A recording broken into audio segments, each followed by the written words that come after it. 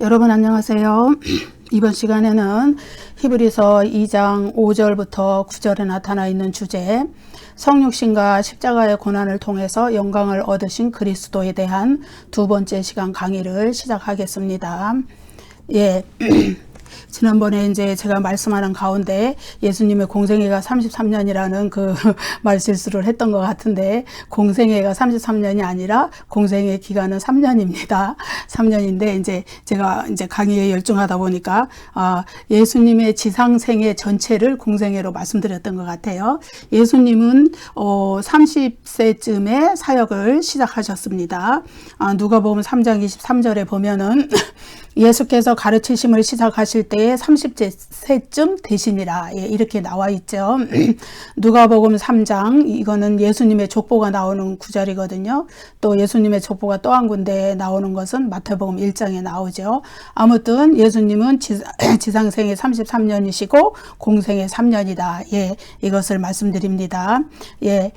이번 시간에는요, 히브리서 2장 8절부터 시작을 할게요. 히브리서 2장 8절 제가 먼저 읽어보겠습니다. 만물을 그 발 아래에 복종하게 하셨느니라 하였으니, 만물로 그에게 복종하게 하셨은즉 복종하지 않은 것이 하나도 없어야 하겠으나 지금 우리가 만물이 아직 그에게 복종하고 있는 것을 보지 못하고, 이렇게 기록이 되어 있죠. 히브리서 2장 8절에서도 시편 8편의 인용문이 계속 이렇게 이어지는 것을 우리가 알 수 있습니다.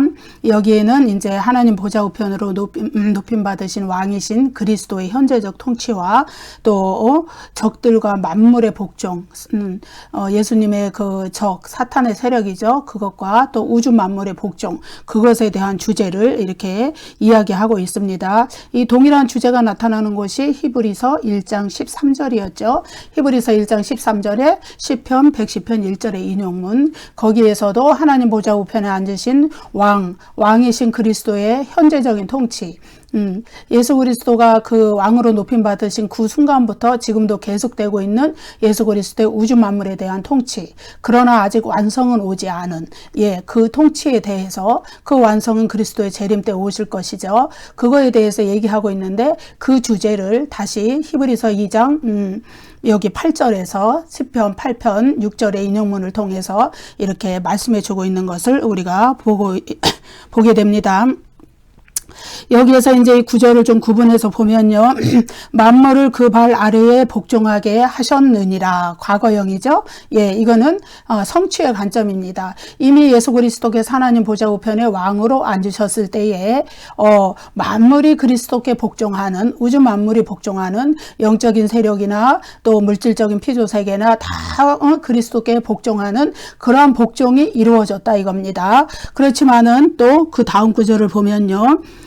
만물로 그에게 복종하게 하셨은즉 복종하지 않은 것이 하나도 없어야 하겠으나 지금 우리가 만물이 아직 그에게 복종하고 있는 것을 보지 못하고, 만물이 그리스도께 이미 복종했는데 그러나 아직 완전히 복종하고 있는 것을 우리가 보지 못하고 있다. 그것은 미래적 관점을 이야기합니다. 그래서 이것은 이제 아까 말씀드렸듯이 이제 장차 그리스도께서 이 역사를 종결하시고 이제 재림하시고 또 모든 그 인간이 다 무덤 속에 있는 자가 부활하고, 그렇게 해서 하나님께서 새하늘과 새 땅을 여실 때, 그때의 악인들의 심판이 종결되고, 그럴 때 이제 만물의 복종이 이제 완전하게 이루어질 때가 온다. 그래서 히브리서 2장 8절, 즉 시편 8편 6절의 인용문에는 만물의 복종에 대한 성취의 관점과 미래적 관점이 동시에 나타난다, 이렇게 말씀드릴 수 있습니다.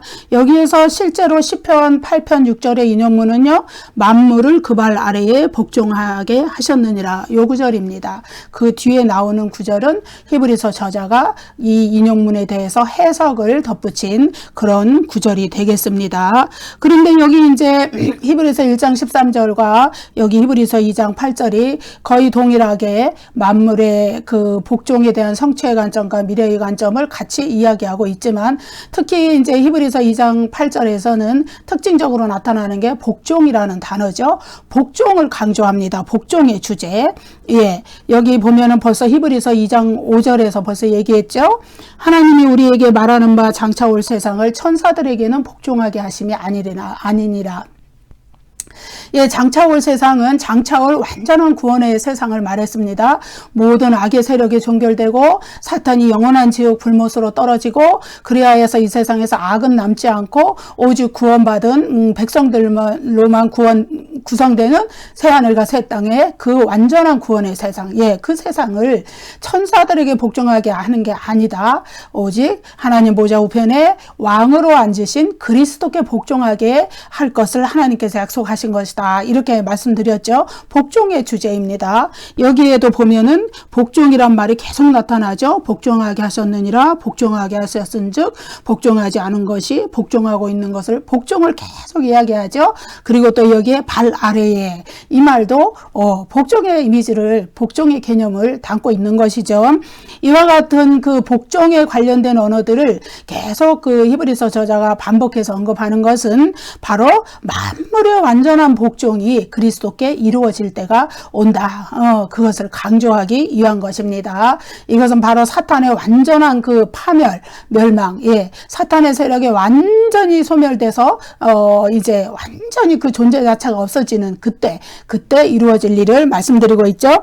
그래서 이렇게 시편 110편 1절과 시편 8편 6절을 결합해서 그 인용문을 가지고 이렇게 장차 그리스도께서 오실 때 이루어질 완전한 복종, 그리고 또 부활하시고 승천하시고 초림하신 예수께서 십자가에서 부활하시고 승천하시고 하나님 보좌 우편에 앉으셨을 때 시작된 그 우주 만물의 복종, 예, 시작은 되었을 때 완성은 아직 오지 않은, 예, 그 상태에, 예, 실현된 종말론과 미래적 종말을 이야기하죠. 그것을 나타낸 신약의 저자들, 예, 거기에 복종의 주제들이 쭉 나타나는 걸 볼 수 있는데, 따라서 히브리서 저자의 이러한 주장은 신약의 저자들과 공통된 것이다. 예를 들어서 고린도전서 15장에는 예, 거기에 보면 25절부터 27절, 28절 이 군데 6번이나 복종에 관한 이 단어가 고린도전서 15장 나타납니다. 그리고 에베소서의 1장 22절에도 있고 베드로전서 3장 22절에도 있고, 이렇게 복종이라는 단어를 사용해서 예수 그리스도의 하나님 보좌 우편에 앉으신 예수 그리스도의 완전한 통치가 궁극적으로 실현되는, 완성되는 그때를 나타내고 있는 것을 보게 됩니다.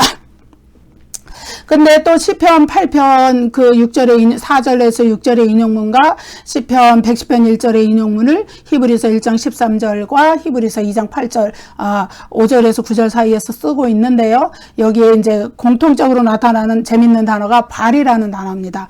발등상이 되게 하기까지. 예. 그리고 또 네 발 아래에 이러한 단어를 써서 헬라어로 톤, 포돈, 이 공통적인 단어가 이 두 군데에 같이 들어가 있습니다. 그래서 히브리서 1장 13절 그리고 히브리서 2장 8절은 공통적인 주제를 나타내는 것이다. 우리가 아직은 만물이 하나님 보좌 우편에 왕으로 앉으신 그리스도께 복종하고 있는 것을 보고 있지 못하죠. 만약 만물이 지금 하나님 보좌 우편에 앉으신 예수 그리스도께 그 완전한 복종을 하고 있다면 사탄의 세력은 존재할 수가 없어요, 이 세상에. 그렇지만은 아직은 그 복종이 완전히 이루어지지 않았기 때문에, 그러나 그 복종은 이미 시작이 되었기 때문에 그들은 힘이 없어요. 권세, 사탄의 권세가 많이 축소된 가운데 이 땅에서 아직 그 존재를 발휘하고 미미하게나 발휘하고 있기 때문에 아직은 악의 세력이 이 세상을 존재하고 있는, 예, 그러나 그것마저도 완전히 복종될 때가 온다는 그러한 사상을 이제 이 두 군데의 구절에서 나타내고 있는 것을 보게 되지요. 그래서 만물의 완전한 복종은 여전히 미래의 것으로 우리에게 남아있지만, 그러나 이제 그 궁극적인 성취는 전혀 의심할 바가 없고 이제 그리스도의 재림 때 완전히 이루어질 것이다. 사탄의 완전한 소멸, 예, 그리하여서 이 세상에서 애초에 창세기로부터 그 사탄이 인간이 뱀의 유혹을 받아서 죄를 지었을 때 들어온 사탄의 세력, 그 세력이 이제는 계시록에 가서 완전히 진멸되는 역사를 우리가 볼 때가 오게 되는 것이죠. 우리는 지금 그것이 아직 오기까지의 그 과정에 있기 때문에 아직 이 세상을 살아가는 우리들 인생들에게, 성도들에게 사탄과의 영적인 전쟁이 남아있고, 그래서 그리스도께서 그 전쟁을 계속해 나가신다는 것을 우리가 알 수 있는 것이죠. 그래서 히브리서 1장 13절과 히브리서 2장 8절에 있는 시편 110편 1절과 시편 8편 6절의 인용문에는요, 그래서 이미 성취된 그리스도의 왕권, 통치권에 대한 내용과 또 이렇게 장차 궁극적으로 완성을 이루실 미래적 통치권의 완성, 그것이 두 군데 다 공통적으로 나타나 있다는 것을 보게 되지요. 그래서 예컨대 히브리서 1장 13절에 시편 110편 1절의 인용문인데, 거기에 보면은 이제 이렇게 돼 있죠.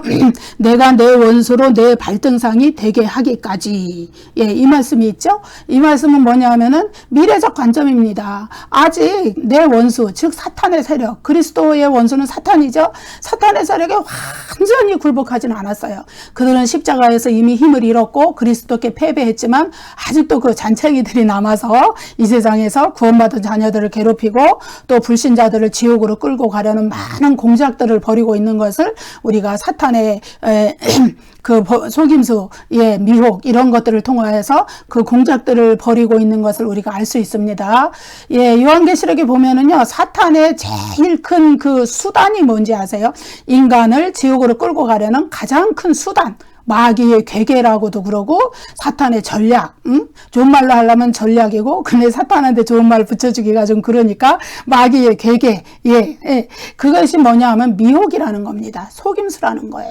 사탄은요, 자기를 광명의 천사로도 가장해요. 자기를 좋은 것으로 가장해요. 사람들에게 이것이 좋은 것이다, 사람들을 꼬시는 거죠. 미혹하는 거죠. 사실은 그걸 따라가면은 지옥의 길로 가는 건데 그거를 눈치채지 못하게 하는 거예요. 달콤한 유혹으로. 그래서 우리는 늘 하나님의 말씀 위에 서 있어야 되고 사탄의 괴계를 분별할 줄 알아야 되고 그 영적 전쟁에서 이겨야 하고, 이러한 숙제들이 우리에게 남게 되는 것은 아직은 사탄의 세력이 이 세상에서, 예, 활동하고 있기 때문이라는 거죠. 예, 그러나 그 세력이 완전히 진멸될 때가 온다. 그것이 바로 히브리서 1장 13절에서 말하는 내 원수로 내 발등상이 되게 하기까지. 예, 이건 아직 미래의 그리스도의 우주 만물에 대한 통치권의 완성을 이야기해 주는 겁니다. 그 다음에 너는 내 우편에 앉아 있으라. 이건 시편 110편 1b의 인용문이라 합니다. 이건 뭐냐 하면은 이미 성취된 거예요. 예수 그리스도께서 부활하시고 승천하시고 하나님 보좌 우편에 이미 왕으로 앉으셨어요. 그 순간부터 그리스도의 우주 만물에 대한 통치가 시작이 됐어요. 그래서 그 순간부터 사탄의 그 괴계가 무너지기 시작했어요. 이미 그 사탄의 그 괴계 공격 수단이 많이 무너졌기 때문에 얼마든지 그리스도 안에 있는 성도들은 그 사탄을 이기고 승리하고 이 영적 전쟁을 승리하고 나아갈 수가 있는 것이에요. 그러나 아직 그들의 그 꼬리만큼 꼬리가 남아있다고 보면 되죠. 예, 그런 것들이 남아있다. 예, 그것이 근데 반드시 완전히 진멸될 때가 온다. 예, 그 말씀을 드리고 있는 것입니다. 시편 110편 1절에서 그 A 구절, 예, 그러니까 A, B, C로 나눴을 때 여호와께서 내 주에게 말씀하시기를, A에 해당되는 구절이 이 구절인데 히브리서 1장 13절에는 나오질 않았죠. 이거는 뭐냐면 여호와께서 내 주께 말씀하시기를, 내 주, 이분이 누구신가? 이 시편 110편을 쓰신 분은 다윗입니다. 다윗이 메시아로 오시는 예수 그리스도를 가리켜서 내 주라고 말씀한 겁니다. 여호와 하나님께서 내 주이신 그리스도를 가리켜 그리스도에게 말씀하시기를, 내가 내 원수로 내 발등상이 되게 하기까지 너는 내 우편에 앉아 있으라. 예, 이렇게 말씀하셨다는 거예요. 참 우리가 그 다윗이라는 인물에 대해서 정말로 이제 많은 이야기 그 구약을 통해서 우리는 제가 주일학교 전도사님 할 때는요 다윗 이야기를 참 많이 했었어요. 그의 그 신실한 믿음과 신앙에 대해서 그리고 또 그의 인간적인 허물과 실수에 대해서도 우리가 얘기를 하지만 뛰어난 그 영성을 가지고 성령의 영감을 받았던 분이라는 것을 이 시편을 통해서 알 수 있죠. 예수 그리스도께서 장차 오셔서 메시아로서 오셔서 그러한 사역을 완성하시고 하나님 보좌 우편에 왕으로 앉으실 것을 미리 내다봤다는 거예요. 다윗이 성령의 영감으로. 그러한 다윗의 뛰어난 영성 우리가 엿볼 수 있는 대목이 이 시편 110편 1절이거든요. 그것을 이제 여기에서 말씀드리고 있고요. 그래서 이제 시편 110편 1절과 시편 8편 6절은 이렇게 그리스도께서 우주 만물을 통치하시는 그 통치권을 이미 시작하셨으며 그러나 아직 완성은 오지 않았지만은 이제 재림을 통하여서 그때는 완전한 통치권을 행사하시고 이 세상을 지배하고 있는 이 세상 임금으로 행세하는 그 악한 사탄의 세력을 완전히 진멸하실 때가 온다는 사상을 두 시편이 동시에 나타내고 있는 것입니다. 히브리서 1장 13절과 히브리서 2장 8절에서요.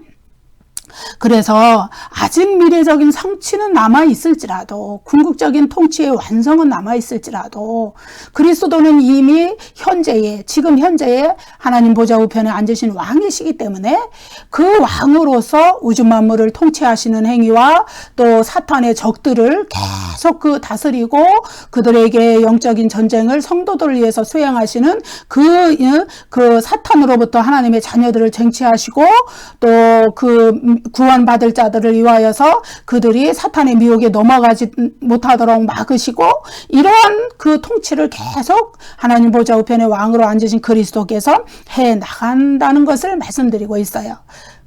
그래서 아직 그들이 사탄의 권세가 정말로 창세기 3장 15절의 예언이 성취가 예수님의 십자가 위에서 성취가 돼서 그들의 머리가 이미 이렇게 다 박살나 버렸어요. 머리가 깨진 상태예요. 그래가지고 완전히 힘을 잃어버린 상태예요. 그나마 남아있는 조그만의 권세를 가지고 아직도 안 믿는 자들을 그들에게 복음이 들어가지 못하도록 역사하고 또 믿는 자들이라도 할 수만 있으면 이미 구원받기로 선택한 자들이라도 우는 사자같이 다니며 삼킬 자를 찾는 그래서 넘어뜨리려고 하는, 그래서 시험에 빠지게 하는, 그래서 그리스도에게서 떠나게 하려는 그런 그 미혹, 속임수, 공작, 괴계, 계략 이런 것들을 이미 사탄이 지금도 이 세상에서 계속하고 있지만 그러나 그들은 이미 그리스도의 심판대 앞에, 하나님의 심판대 앞에 서 있는 자들이라는 거예요. 그들은. 왜? 왕으로서의 그리스도의 우주적인 통치권이 그들을 다스리기 시작했기 때문에 그렇습니다. 그래서 복음이 어디서나 선포되는 그곳에서 복음을 받아들이고 그리스도를 주님으로 믿는 자들에게 사탄이 손을 더 이상 뻗칠 수가 없는 거예요.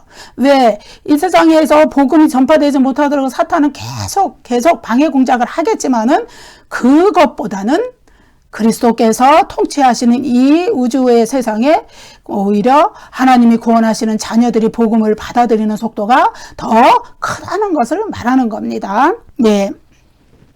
자, 이제 이러한 히브리서 저자가 그 히브리서 2장 8절에서 시편 8편 6절의 인용문을 사용하고 또 이제 히브리서 1장 13절에서는 110편 1절의 인용문을 사용해서 어떻게 했나요? 그리스도의 우주 만물에 대한 통치, 적들에 대한 통치가 이미 시작되었다는 것을 말씀하고 또 이제 미래적으로 완전히 성취될 때 궁극적인 때가 온다는 것을 말씀하셨던 거와, 그런데 이제 히브리서에서는 두 구절에서 이렇게 나타나서 이렇게 이제 그 사상이 믹스돼서 나타나는 걸 볼 수 있죠. 그런데 이제 다른 신학의 저자들, 제가 이제 몇 구절을 읽어드릴게요. 그분들은 이제 한 구절 안에 그것을 이렇게 같이 결합시켜서 이렇게 인용을 해서, 지금 말씀드린 히브리서의 사상들을 그대로 전달한다는 걸 알 수 있어요.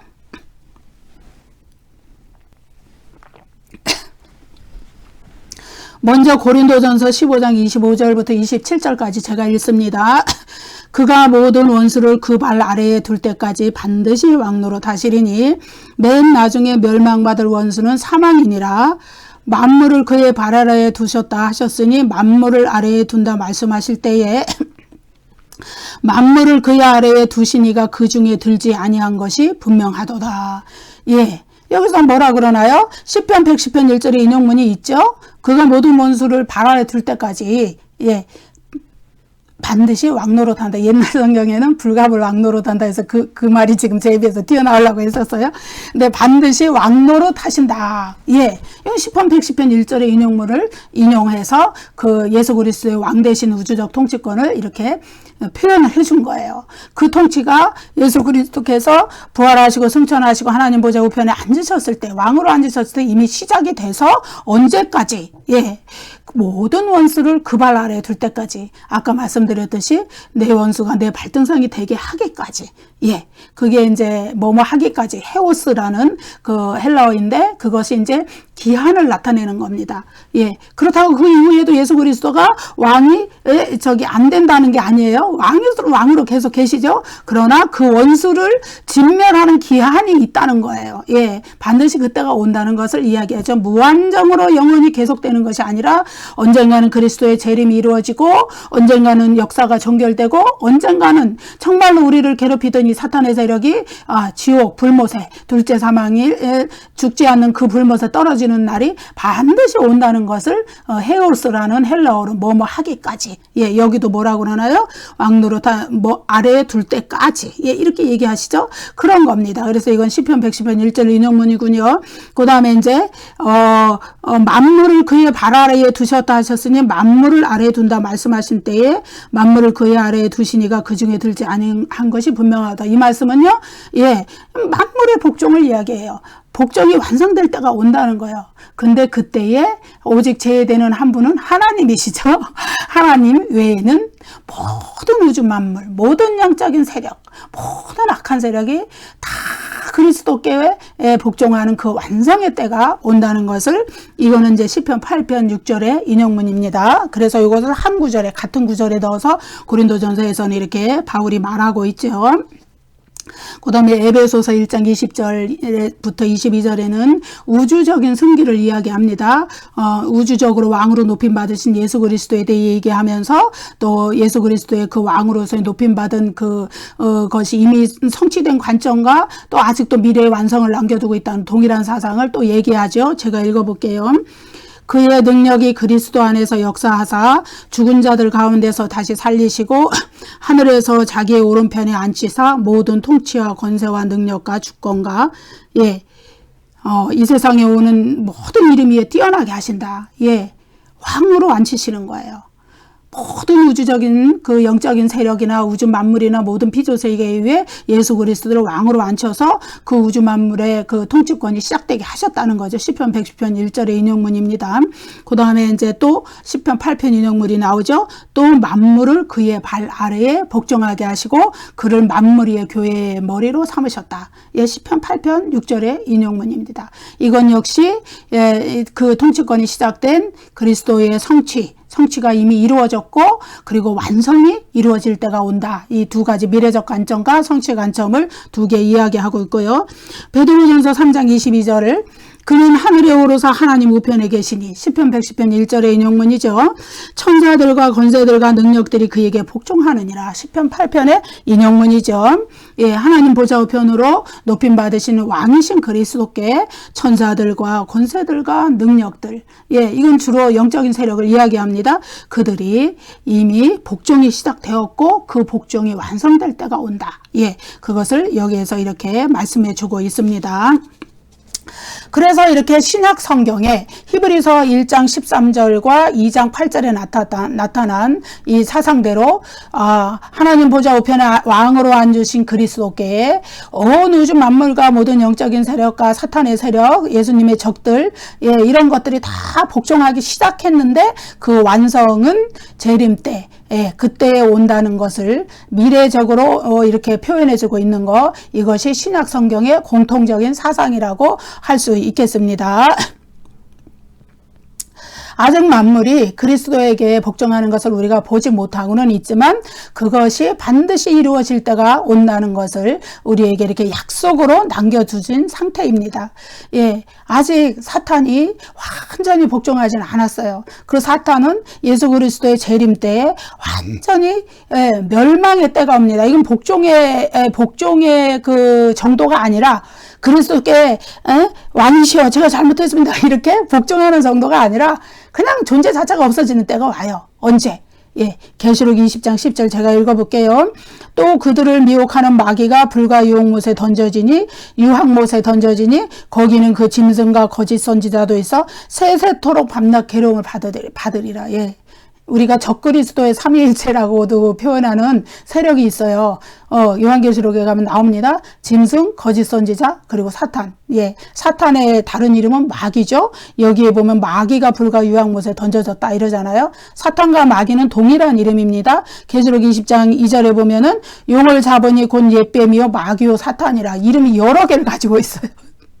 용, 옛뱀, 마귀, 사탄 이게 동일한 사탄을 가리켜서 부르는 말인데 이들이 이제 영원한 지옥, 예, 세세토록 밤낮으로 괴로움을 받는 영원한 불못으로 떨어져서, 예, 그 존재 자체가 우리가 볼 수 없는 시대가 온다는 거예요. 예, 그래서 제가 이제 그 새 하늘과 새 땅, 새 예루살렘 성에 대해서 말하기를, 이 불못은, 새 하늘과 새 땅, 거기는 구원받은 하나님의 백성들, 하나님의 자녀들로만 구성이 되고, 이 불못은 그것과 구별되게 새 예루살렘 성 밖에 있게 된다. 계시록의 그 끝부분에 보면 나오거든요. 그런 이제 말씀을 드렸어요. 그래서 구원받은 자녀들이 사는 새하늘과 새 땅, 이 세상이 역사가 종결되고 재림하신 그리스도께서 이 세상을 하나님이 창조하신 이 세상의 우주적인 갱신과 큰 질적인 변화를 통하여서 새하늘과 새 땅이 임하게 될 때 그때의 사탄의 세력은 우리가 찾아볼 수가 없기 때문에 우리는 구원받은 자녀들은 하나님의 임재 가운데서 영원한 기쁨을 누리며 영원한 하나님의 복을 누리며 그 살게 되는 그때가 반드시 온다는 것이죠. 크게 이제 그 만물의 적들이 그리스도께 완전히 복종하고 궁극적으로 그리스도의 통치가 완성되는 때가 바로 그때가 되는 것입니다. 그래서 히브리서 2장 8절과 히브리서 1장 13절이 그 사실을 나타내 주고 있고요. 그렇기 때문에 우리는 아직 이 세상에 아직은 그 때를 기다리고 있는 우리가 과정에 있기 때문에 사탄과의 영적 싸움이 있습니다. 그렇기 때문에 성도들이 복음으로 인하여서 그리스도를 믿는 믿음으로 인하여서 고난을 당하고 또 성도들이 이 세상에서 또 영적인 전쟁을 많이 해야 되고 많이 기도해야 되고 말씀과 기도로 깨어 있어야 되고 그러는 이유가 우리에게 끊임없이 아직 살아서 역사하면서 우리에게 끊임없이 도전해오는 사탄의 세력, 예, 그들을 대적하고 이기기 위해서, 예, 그러는 겁니다. 그러나 이러한 존재들이, 악한 존재들이 반드시 마지막에 만물이 그리스도께 완전히 복종하는 때가 도래한다는 그 약속을 히브리서 2장 8절, 히브리서 1장 13절에서 우리에게 해주는 것을 우리가 다시 한번 새겨봤으면 좋겠습니다. 예, 이제 히브리서 2장 9절 말씀을 읽을게요. 오직 우리가 천사들보다 잠시 동안 못하게 하심을 입은 자 곧 죽음의 고난 받으심으로 말미암아 영광과 존귀로 간을 쓰신 예수를 보니 이를 행하심은 하나님의 은혜로 말미암아 모든 사람을 위하여 죽음을 맛보려 하심이라. 천사들보다 잠시 동안 못하게 하심을 입은 자, 예수 그리스도를 가리키는 거죠. 잠시 동안, 이거는 이제 제한된 시간을 나타내죠. 예, 그리스도는 본래 천사들과는 비교할 수 없는 우월하신 분이시고 또 창세전부터 하나님과 공통의 영광을 가지고 계셨던 분이세요. 요한복음 17장 5절 아버지요 제가 창세전에 아버지와 함께 가졌던 영화로서 나를 영화롭게 해주세요. 이렇게 예수님이 기도합니다. 그 창세전부터 예수님은 하나님과 동일한 영광을 가지고 계셨다는 것이죠. 그 다음에 이제 이 세상에 보이는 것과 보이지 않는 우주 만물 모든 것을 창조하신 창조주이시죠. 우리가 골로새서 1장 16절과 또 요한복음 1장 1절부터 3절 말씀과 이런 것들에서 모든 만물이 그리스도를 통하여서 그리스도로 말미암아 창조되었고, 그분은 이제 하늘과 땅에서 보이는 것들이나 보이지 않는 것들이나 뭐 통치자들, 권세자들, 뭐 주권들, 능력들, 권세들 이런 것들이 다 그리스도로 말미암아 창조되었기 때문에 그리스도께 복종할 수밖에 없는 존재들이다. 예, 그러한 영광을 창세 전부터, 그러니까 창세 전이라는 거는 이 세상이 만들어지긴 창조되기 되기 이전부터 가지고 계셨던 분이에요, 그분이. 그런데 그분이 이 세상에 성육신 하셔서 이 세상에 오신 거예요. 지상의 생애를 사는 그 잠시 동안 천사보다 낮아지신 거예요. 예, 그것은 그리스도의 영원하신 낮아지심이 아니라 한시적인 낮아지심입니다. 왜 그 한시적인 낮아지심이 필요했습니까? 예, 인간의 몸을 입으셨기 때문이에요. 인간의 몸을 입으신 이유는 뭡니까? 또 혈과육을 지닌 인간을 구원하기 위해서, 그들의 죄를 대신 속죄하기 위해서, 대속한다고 그러죠. 대속하기 위해서는 그렇게 하실 수 있는 방법 외에는 없었기 때문이에요. 인간의 죄를 대신 속죄할 수 있는 거는 피를 흘릴 수밖에 없는, 죽을 수밖에 없는 존재인데, 짐승의 그 제사들은, 구약의 제사들은 한계를 가지고 있었고, 그런데 예수 그리스도께서, 하나님의 아들이신 예수 그리스도께서 친히 이 세상에 성육신에서 오심으로써 이제 인간의 죄를 대속하신 그 십자가의 희생제사, 속죄제사는 영원하고 완전하고 최종적인 효력을 가져서 그것으로 말미암아 우리는 완전한 속죄를 얻고 영원한 구원을 얻게 되는 그러한 일, 예, 그것을 위해서 예수 그리스도께서 잠시 동안 이 세상에 오셔서 천사보다 낮아지신 위치에 처하셨다. 자기를 비워서 종의 형체를 가지시고 하나님이신 그분이, 예, 자기를 비우셨어요. 낮추셔서 마침내 십자가에까지 죽으시는 그러한 처지에 오셨다, 이 얘기를 하시는 거죠. 그래서 말씀이 육신이 되어서 하나님의 말씀, 예수 그리스도께서 육신이 되어서 이 세상에 오셔서 우리 가운데 거하셔서 하나님의 독생자의 영광을 가지고 우리에게 나타내셨지만은, 그러나 인간들이 그 당시에, 예수님 당시에 살던 인간들이 자기들의 죄의 본성 때문에 예수 그리스도를, 하나님의 아들 그리스도를, 메시아를 알아보지 못하고 십자가에 못 박는 어리석음을 저질렀죠. 그러한 것으로 인해서 이제 예수 그리스도는 우리와 똑같이, 예, 고난을 받으시고 십자가의 모욕과 조롱과 이런 것들을 다 받으실 수밖에 없는 그러한 처지에 처하셨던 거예요. 예, 그런 낮아지심의 처지에 처하셨던 거예요. 그러나 우리와 다른 점이 있죠. 우리는 고난을 받고, 예, 쓰러지죠, 넘어지죠, 시험에서 막 패하죠. 그렇지만은 예수 그리스도는 우리와 똑같이 시험을 받으신 분이시지만은 우리와 똑같이 넘어지지 않고 그 시험을 이기신 분이고, 우리와 같이 죄 때문에 우리가 이렇게 실패하고 넘어지는 그 모든 것들을 예수 그리스도는 죄가 없으신 분이시고, 그러나 인간의 인성을 다 가지시고 고통을 다 아는 그분이 그 인성의 그 아픔과 고통을 겪으면서도 어떻게 해요? 그 모든 것들을 이기고 승리하셨다는 거예요.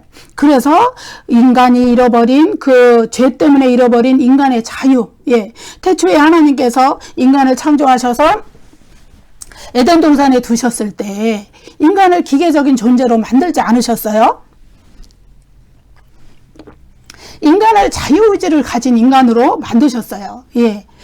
여러분, 하나님이 에덴 동산에 뱀을 창조하지 않으셨으면, 사탄을 안 했으면, 사탄은 하나님이 창조하신 게 아니에요. 사탄은 하나님은 선한 천사를 지으셨을 때 그가 교만한 마음을 먹고 타락해서 사탄이 된 거죠.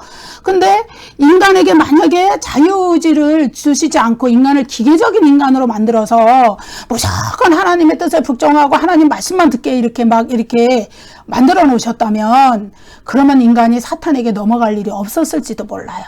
예. 왜? 그렇게 기계로 만들어 놨으면은 사탄이 아무리 유혹해도 넘어가지 않았을지도 몰라요. 그러나 하나님은 인간을 그런 존재로 만들지 않았어요. 자유의지를 주셨어요. 예, 자유로이 선택할 수 있는 것.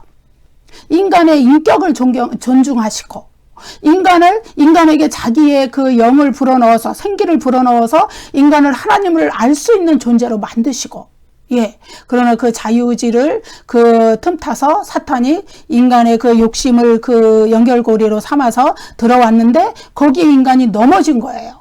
예. 이거는 하나님은 인간을 완전한 인간으로 만드셨을 때 인간이 넘어진 거예요. 예. 그래서 절대로 그 책임 하나님께 돌리면 안 되는 거죠. 예. 안 믿는 사람들이 흔히 또 그렇게 말할 수도 있는 거죠. 불신자들이. 무신론자들이. 그러나 그거는 하나님은 인간을 완전한 인간으로 만드셨을 때 인간이 하나님이 주신 자유의지를 잘못된 방향으로 사용했을 때 자신들의 욕심을 따라서 하나님과 같이 되어보려는 잘못된 방향으로 사용했을 때 인간은 그 시험에 넘어질 수밖에 없었다. 그 사탄의 유혹에 넘어갈 수밖에 없었다. 그러나 이제 그리스도께서는 사탄의 유혹에 넘어가지 않았잖아요. 예.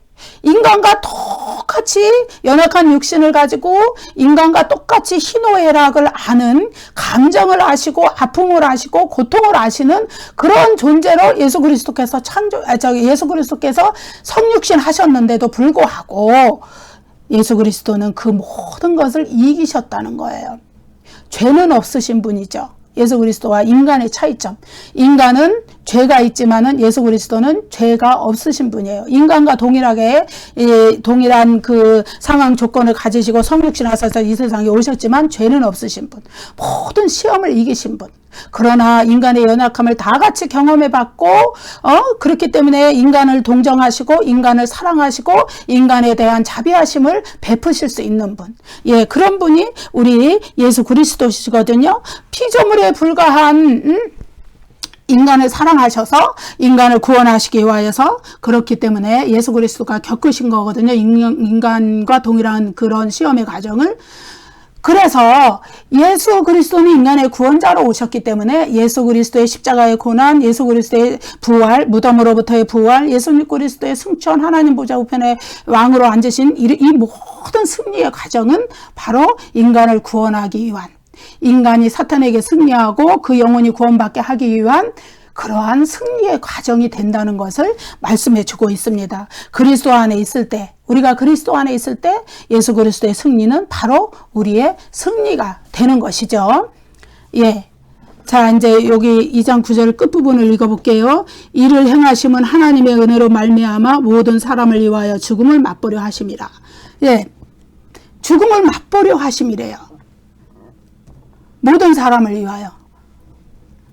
천사보다 낮아지시고 성육신하셔서 이 세상에 낮고 낮은 인간의 모습으로 예수님께서 오신 이유는 죽음을 맛보기 위해서요. 근데 여기서 맛보려 이거를요 이렇게 우리가 음식을 맛보다 무엇을 맛보다 이런 식으로 가벼운 개념으로 생각하면 안 돼요. 왜냐하면 이 헬라어는요 이 맛보려 이렇게 번역된 단어의 헬라어 규세타이라는 말은요 아주 철저하게 경험하는 걸 얘기합니다. 경험에 의해서 무엇을 아는 것을 이야기해요. 아주 철저하게 겪어내는 것을 이야기해요. 다시 말해서 죽음을 맛보려, 이 말은 죽음을 맛본다는 말은 예수 그리스도께서 죽음의 쓴맛을 철저하게 경험하셨다는 것을 얘기해요. 인간으로서 죽음의 고통을 아주 정말로 진정으로 깊이 이렇게 경험하셨다는 것을, 인간의 죽음이 어떤 것인지 철저하게 경험하고 배우고 아셨다는 거예요. 그 모든 것을 경험하고 이기고서 이 인간을 위한 구원 사역을 포기하지 않으시고 끝까지 승리하셨다는 거예요. 그리스도는 인간의 몸으로 오셔서 인자로 오셔서 인간으로서 당할 수 있는 최고의 고난, 죽음의 고난을 감당하고 십자가에 돌아가신 분이에요. 예. 그래서 예컨대 예수 그리스도께서 아주 쉬운 방법으로 돌아가실 수도 있었겠죠. 그러나 하나님의 뜻은 가장 고통스럽고 힘들고 괴로운 십자가의 고난을 통해서, 고통을 통해서 예수 그리스도를 속죄 제물로 받으셨어요. 예. 그래서 죽음을 맛보려 하심이라. 이게 굉장히 깊은 의미가 들어있는 겁니다. 예. 근데 그 죽음을 맛보려 하시는 게 모든 사람을 위하여래요. 위하여. 여러분, 위하여라는 말은요, 헬라어 전치사로 휘페르라는 전치사입니다. 이거는요, 우리 한글로는 위하여라고 번역하지만 대신하여 이런 의미가 있습니다. 대신했다는 거예요. 인간을 대신하여 죽음을 경험했다는 거예요. 대신한다는 것은 대속에, 대신 속죄한다, 이런 의미를 담고 있거든요. 대속에 죽음을 죽으셨다는 거예요. 인간을 대신해서 죽으셨다는 얘기가 여기에 포함이 되어 있습니다. 인간의 구원의 길을 인간에게 여시기 위하여서 대속적인 죽음을 죽으셨다. 인간이 죽어 마땅한 인간을 위해서 그리스도께서 대신 죽으셨다. 예, 모든 사람을 위하여. 모든 사람을 위하여, 이거는 이제 예를 들어서 만인구원설로 해석하면 안 돼요. 보편구원설, 만인구원설, 모든 사람을 위하여, 이거 아닙니다. 예수 그리스도를 믿고 하나님을 믿고, 예, 그리스도의 보혈의 피를 믿어서 예수 그리스도로만 구원 얻는다는 것을 믿음의 고백으로 가진 자들, 예, 그들을 가리키는 말씀입니다. 근데 여기에 이제 하나님의 은혜로라는, 은혜로 말미암아라는 말이 덧붙여지죠. 하나님의 은혜로 말미암아서 예수 그리스도께서 이런 일을 행하셨다는 거예요. 예수 그리스도께서 이 세상에 오신 것은 처음부터 하나님의 뜻을 행하러 오신 거예요. 요한복음에 그 말씀들이 많이 나타나죠. 내가 이 세상에 온 것은 내 뜻을 행하려 함이 아니다. 나는 하나님의 뜻을 행하러 왔다. 내가 너희에게 이르는 말은 내 자의로, 내 스스로 하는 말이 아니다. 하나님께서 나에게 너희에게 가르치라고 명령하여 주신 것을 내가 말하는 것이다. 예, 이것입니다. 하나님의 은혜로 말미암아 온 것은 뭐냐 하면요, 하나님은 인간을, 자신이 창조하신 인간을 그대로 사탄의 그 괴계에 밀려서 지옥으로 가게 되는 그것을 보고만 있을 수는 없으셨어요. 인간을 너무나 사랑하시기 때문에. 그래서 자신의 아들을 보내서 그 아들을 희생시켜 완전한 속죄 제사를 받으시고 인간의 죄를 구원할 길을 여시기를 원하셨어요. 그것이 우리에게 하나님의 은혜가 된 거예요. 우리가 구원받은 것은 하나님의 은혜로 말미암아 구원받은 것이지, 우리의 무슨 의로운 행위, 우리가 무슨 율법을 선하게 지키는 행위, 이런 것들로 인하여서 우리가 구원받는 것이 아닙니다. 첫째는 하나님의 은혜로 말미암은 것. 이 하나님의 은혜는 하나님의 뜻, 하나님의 구원의 뜻, 이 세상에 예수 그리스도를 자신의 독생자를, 요한복음 3장 16절이잖아요. 보내셔서 인간을 구원하기 원하시는 하나님의 은혜, 하나님의 뜻, 그것 때문에 우리가 구원받았다는 것이고, 또 예수 그리스도께서 사람들을 대신해서 대속의 죽음을 죽으신 거, 그 쓰라리고 아픈 죽음의 고통을 겪으신 거, 그대로 철저한 죽음의 경험을, 아프고 정말로 그 극한의 고통을 겪으시면서 인간의 죄를 대신해서 속죄하신 것, 이것으로 인하여서 그것을 믿는 믿음을 우리에게, 믿음조차도 하나님께서 은혜로 우리에게 주신 것이죠. 그렇게 해서 우리가 구원 얻었다는 것이죠. 예, 여러분, 그렇습니다. 그래서 히브리서 2장 5절부터 9절까지 해서 우리가 두 번에 나누어서 이 말씀을 묵상해 보았지만은, 예수 그리스도의 낮아지심, 성육신과 십자가의 고난, 그 가장 낮은 자리에 오신 그 예수 그리스도의 그 철저한 낮아지심이, 이제 그것으로 인해서 하나님이 이제 그를 무덤 속에서 부활시키시고, 그리스도를 부활시키시고 하나님 보좌 우편에 왕으로 앉게 하시는 영광과 존귀로 관을 씌워 주셨다. 우리가 이 말씀을 묵상해 보았습니다. 그래서 그 그리스도가 걸어가신 길이 또한 그리스도를 믿는 성도들이 걸어가는 길이고, 그러한 그리스도의 승리가 또한 성도들이 걸어가야 될 승리의 길이라는 것을, 성도들이 얻게 되는 영광의 길, 예, 고난의 길이며 또한 그 결과로서 영광의 길이 우리에게 얻어진다는 것을 우리가 히브리서 2장 5절부터 9절까지의 말씀으로 묵상해 보았습니다. 기도합니다. 은혜로우신 우리 아버지 하나님, 주님의 은혜를 감사합니다. 예수 그리스도께서 인간을 구원하시기 위하여서 오직 십자가의 고통과 그 쓰라린 정말로 인간이 경험할 수 있는 최악의 고통의 죽음을 경험하시면서 우리의 죄를 대속하신 것을 믿습니다. 이제 그 피를, 그리스도께서 흘려주신 그 속죄 제물의 피를 우리가 믿고 구원 얻는 것을 믿습니다. 또한 그 구원이 하나님께서 인간을 구원하시고자 하는 그러한 하나님의 은혜로 인하여서 이루어진 것을 믿습니다. 그리스도께서 그 모든 사명을 이 땅에 오셔서 감당하시고 인간을 구원하기 위한 그 사역을 성취하시고 완성하신 것처럼 하나님 아버지, 우리도 우리에게 주어진 고난을 회피하지 않으며 그리스도께서 걸어가신 그 십자가의 길에 우리가 담대한 믿음으로 서 있을 수 있도록 하나님 복 내려 주시옵소서. 감사드리며 예수님 이름으로 기도드립니다. 아멘. 아멘. 여러분 다음 시간에 봬요. 감사합니다.